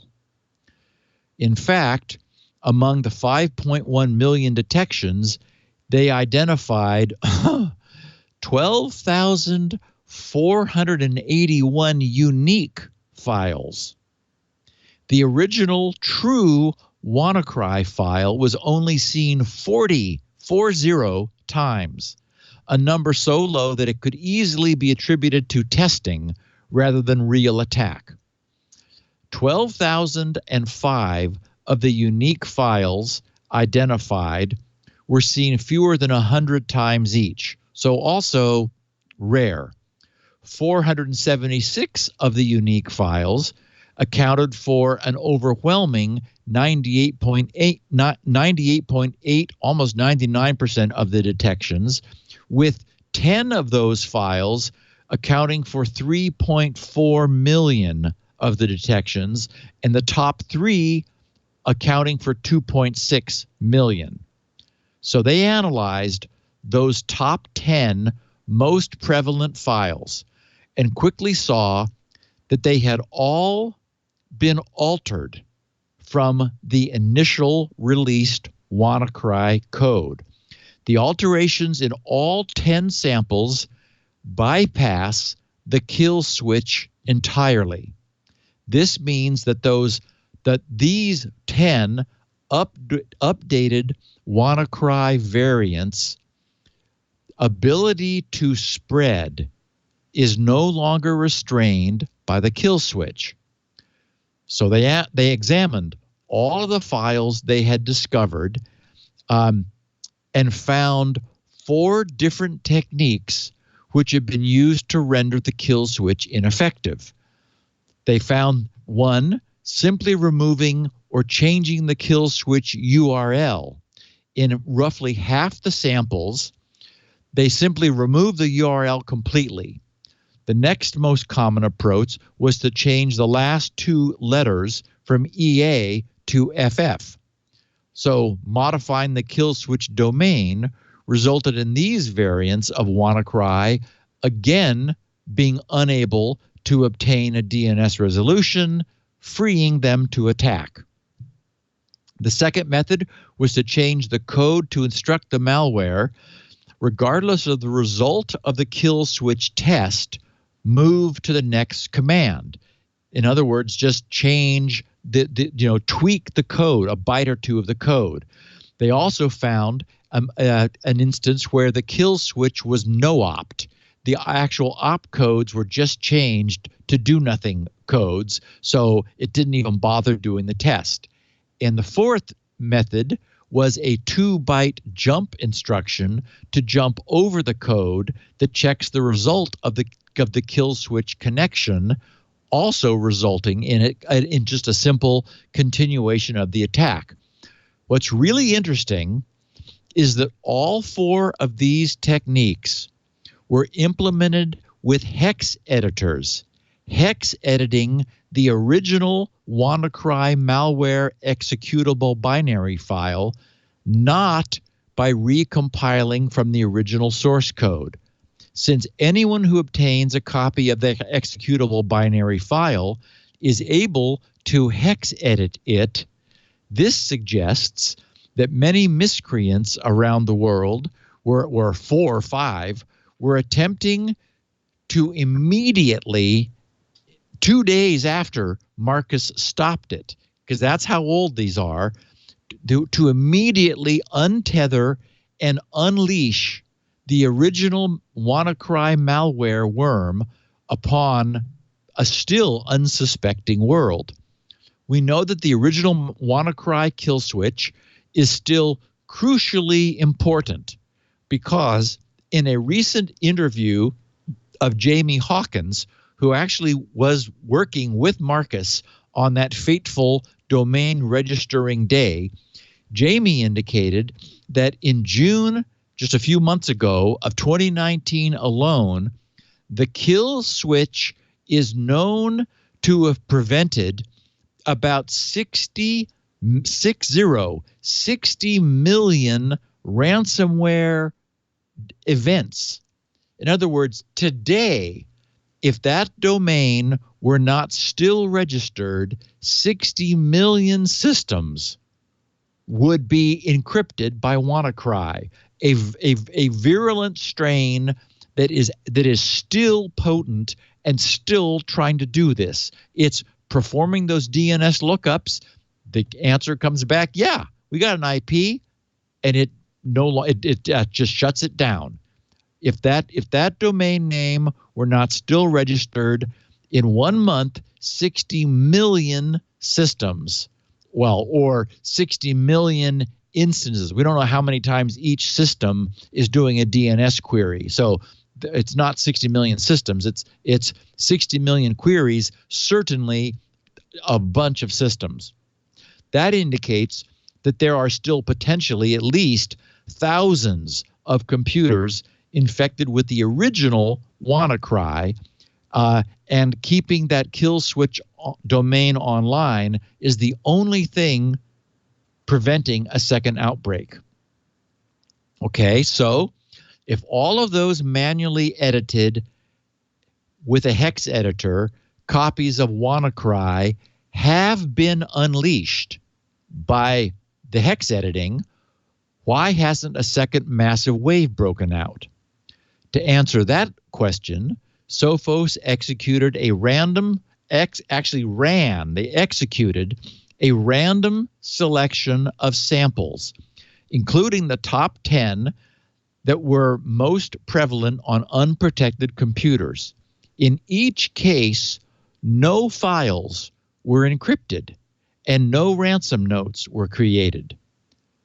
Turns out there's one component that spreads the malware to other machines, and then there is a separate component that does the encryption. This second component is contained within a password-protected zip archive. The contents of the zip archive are extracted to the computer and then used to execute the ransomware phase of the attack. In all 2,725 samples, that zip archive was corrupted. Errors during extraction appeared after only a few of the archive files had been extracted from the contents and the extraction stopped. That was the discovery they were seeking, which made everything else make sense. The large volume of detections were due to the lack of a kill switch, but nobody was complaining about in their files being encrypted, because in every single sample seen in the wild, the archive was corrupt and would not decompress, so the system would not decrypt anything. There, but for the grace of God. Sophos researchers were not the only ones to spot this. Back in May of this year, Kevin Beaumont tweeted, and I have his tweet in the show notes. He tweets, as we've often talked about Kevin's work. He's a well-known security researcher. He tweets as Gossy the dog. He said, probably the most interesting WannaCry thing now is it is still spreading. In fact, there's more spreading than when it began. Why don't we hear about it? Somebody broke the ransomware portion of the variants going around. Almost all of them, like 99% plus, don't unpack. So as it turns out, this broken payload that appeared almost immediately following the original infection was inadvertently duplicated and promulgated by the bad guys. On May 14th, 2 days after the May 12th original WannaCry event, researchers at Kaspersky discovered a variant of WannaCry that had been uploaded to VirusTotal earlier that day. They shared the sample with researcher Matt Suchi, and in a blog post that same day, he confirmed that the sample did not have a kill switch and that the archive was corrupt. So that appeared 2 days after the original infection. It was also noted that while the sample had been uploaded to VirusTotal, it had not been seen in the wild. This sample led to Sophos's final discovery. The MD5 hash of the file uploaded to VirusTotal, which doesn't have a kill switch and doesn't encrypt files, is none other than the exact same file they now see causing the highest number of WannaCry detections.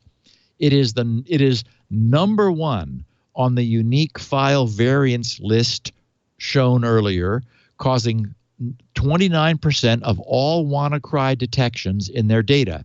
Even more amazing is that the top 3 files on their list are all variants of this same file. So the bad guys copied the bad one and put it out there. The other 2 files contain the same corrupt archive. The only difference is in how the kill switch has been removed. And we talked about those variants. In other words, it's really sort of a true miracle that a subtle mistake made just days after the first WannaCry wave prevented another utterly unrestrained and unrestrainable devastation that would have occurred with WannaCry's immediate return. We lucked out. But how long can we stay lucky? Uh-huh. Mm-hmm. Yep. Wow. Yep. Amazing. What a world we live in, my friend. Fun to describe it, however, to our listeners who appear to really appreciate our efforts here. Yeah. Thank you to all of you. It was great fun to see you in Boston. We'll look forward to doing more of these events with Steve. And don't forget our Squirrel Expose. We'll talk about the ins and outs of Squirrel next month, November 30th, the Saturday after Thanksgiving, a special event. Assuming that the lights are on. They will be. The fires are over by then. Fires always. And, a number of people have said, oh, be careful, stay safe. There are no fires right now. That's right. That's not. They're doing it proactively. Preemptive. Yeah. Preemptive, yep. There are no fires right now. I just want to say that, although we had some terrible ones a couple of years ago. Steve does this show, barring fires and trips to Europe, every Tuesday around 1:30 Pacific. That would be 4:30 Eastern Time, 20:30 UTC. If you want to watch live, you can. twit.tv/live or listen live, too. That's where our shows stream. We make on-demand versions available on our website, twit.tv/SN. Steve has them, too. And he has a couple of unique versions of the show. Of course, he's got the regular 64 kilobit audio, but he also has 16 kilobit audio for people who want smaller files, and human transcribed versions, which really make it a lot easier to read along while you watch or listen. And that's all at grc.com. That's Steve's website. While you're there, pick up a copy of SpinRite, the world's best hard drive maintenance and recovery utility. Which, just for the record, I will be getting back to very shortly. I posted a plan to the Squirrel groups, telling them that I have to tweak the documentation a little bit to update it to some decisions we made just before I left for the European tour. And then I'm going to make a tiny change to the server. I'm not going to bother to change the client. I've got a list of things to do, but none of them are showstoppers. There's just some little cosmetic-y things. As with the software that I create, there are no bugs in it. So it's fine, but I am not going to delay getting back to SpinRite. I'm going to get back to it very quickly. Yeah, and Steve and I talked while we were in Boston about the plans, and this is very exciting. So I look forward to that SpinRite 6.1, and then maybe someday in the distant future, SpinRite 7. But let's not rush things along. grc.com. You can tweet at him at SGGRC, or you can send feedback at grc.com/feedback. That would be both of those are a good place. We have our new Twit community. I mentioned our forums. Steve's got his forums. They're the Squirrel forums. We have forums too at twit.community. You can leave your thoughts and comments there. All our shows are posted there, and that's a great place for you to get in a conversation with other people who watch the show, as is our chat room at irc.twit.tv. Don't forget to subscribe to the show. That's really the best way. That way you'll get every episode the minute it's available. And you'll never miss an episode. Even if, for instance, Windows Weekly gets deferred tomorrow, if you subscribe, you'll get it the minute we've recorded it. Same with This Week in Google and all of our other shows. So subscription is probably the best way. Then you don't have to worry about our schedule. You can get it on your schedule. Thanks, Steve. We'll see you next time on Security Now. Yay. Thanks, Leo. Security Now.